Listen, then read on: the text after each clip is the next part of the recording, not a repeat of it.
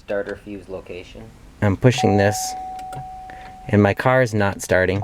The fuse and relay box is just to the right of the battery, so we're gonna remove that, orient it the same way.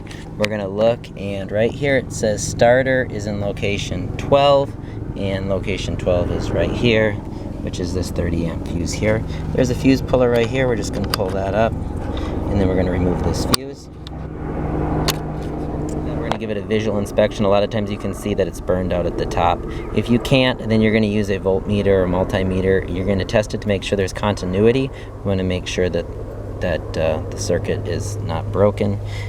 So we'll test this. If this is bad and faulty, we're going to replace it. Take our multimeter, we're going to set it to 200, and then we're just going to take our probes and we're going to touch each side, and we're going to get a reading of around 1.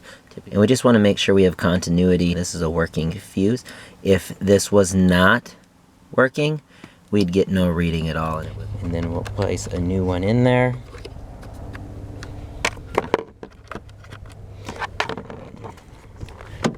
Go to the vehicle, and we're going to hit that start button.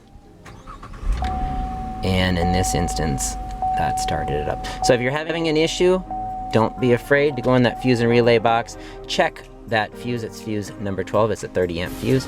And see if that's the issue before you go any farther. Hopefully this helps.